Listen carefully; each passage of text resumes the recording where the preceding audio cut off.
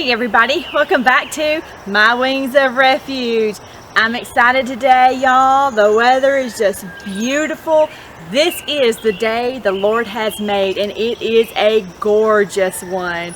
So I wanted to take a moment to tell you kind of what we have discovered.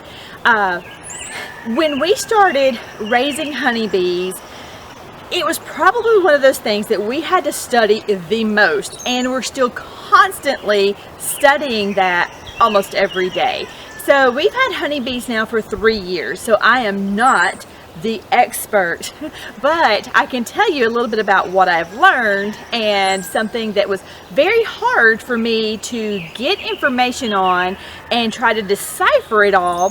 So I thought it might be beneficial to bring that to you, and I'm hoping this will help somebody out there today. So it is a saying that if you have bees, you will have mites. And so usually those mites make their infestation about year 2. And sure enough, with us on year 2, during that winter, it just seemed like all of our bees disappeared. So in the springtime, usually you see lots of new bees coming out in flight and doing their flight orientations. And so when you don't see that, or you don't see very many bees, and it's time to go in and check your hive, and if you check and there's very few bees or none at all, you might have been infested with mites. So I have an organic farm here. Everything that we do here is organic. Everything we do here is organic and pesticide free. So I had to do some serious studying to find out what to do about these mites on my bees. Because see, bees are an insect. So if you are looking to treat an insect, the mite, you have to be able to treat the mite and not kill your bees. But I am looking for something that is organic and all natural, that is not going to cause any other harm, or a chemical that is going to cause cancer or all these issues here on this farm. So what I have discovered are 2 things. One, there is a treatment out there, and it is called Mite Away strips.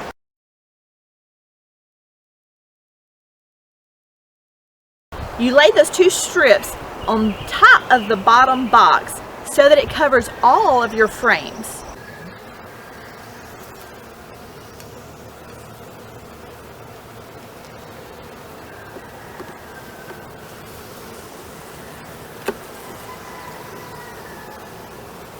We're going to do that one there. That way, right?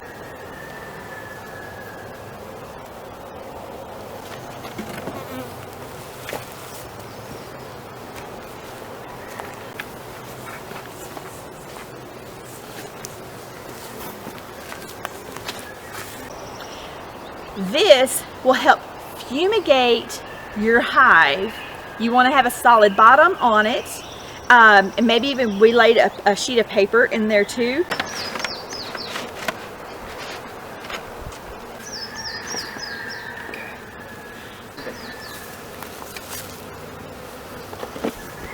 And so, because you want those fumes to stay in to treat your hive, but you don't want to block that entrance. Make sure if you buy this, read the instructions well.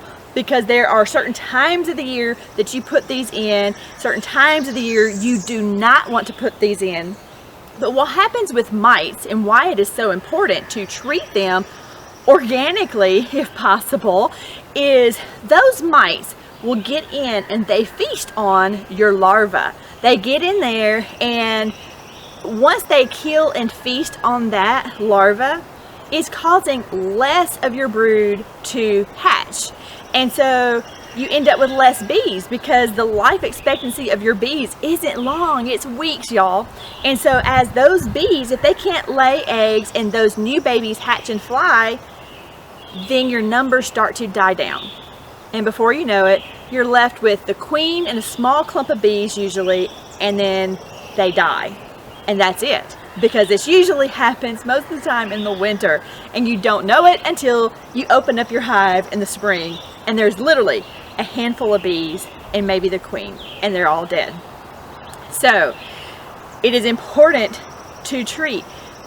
There's a scripture that talks about how God gave us dominion over the animals and giving us that dominion. And there's so many scriptures too based on the honey flow, based on honey in general, the honeycomb.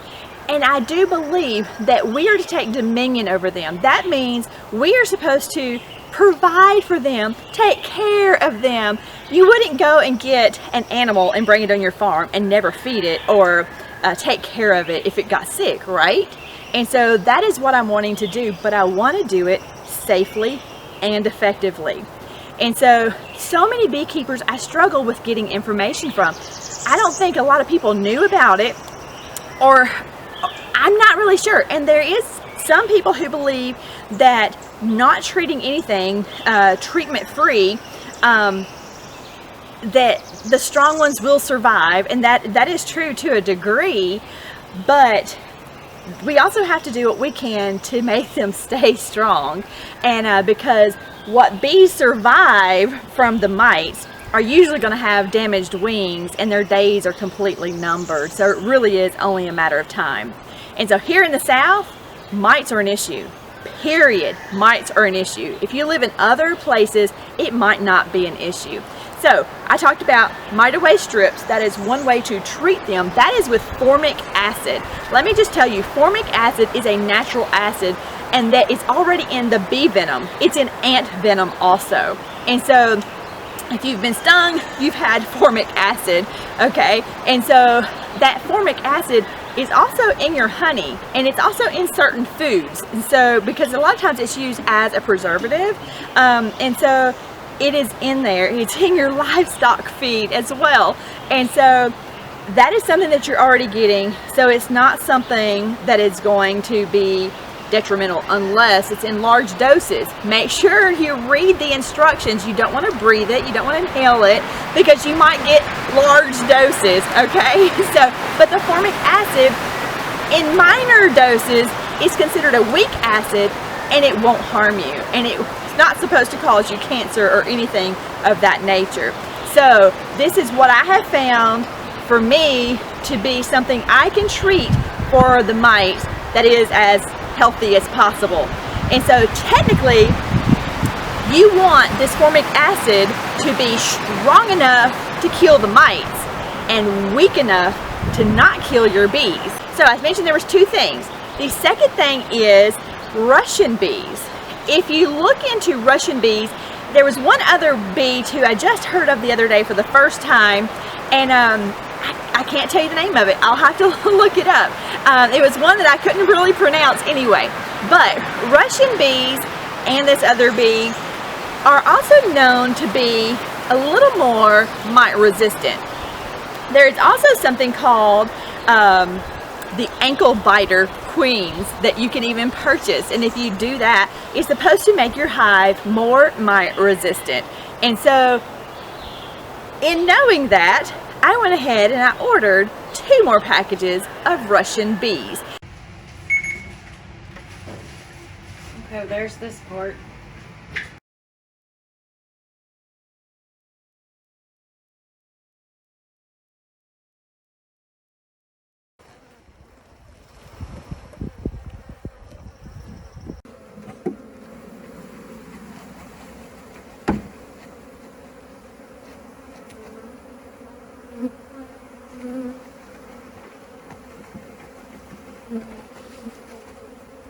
So I'm going to put this to the test and see exactly what that has in store.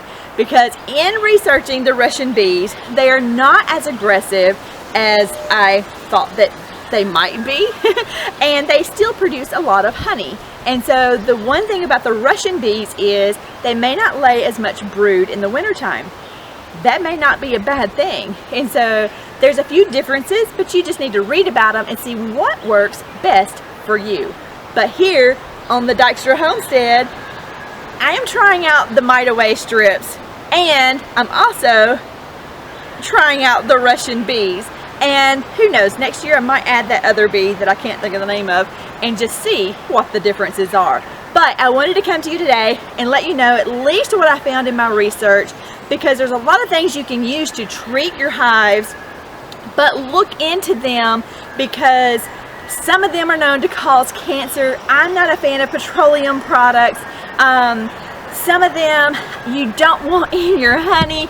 Some of them are just dangerous to be around, and this is one of the ones that I found to be the most organic, all natural, and safest one to use as a treatment. So I hope you have a wonderful day. I hope you enjoy your week, and stay tuned because there's lots happening here on the homestead, and I can't wait to share it with you.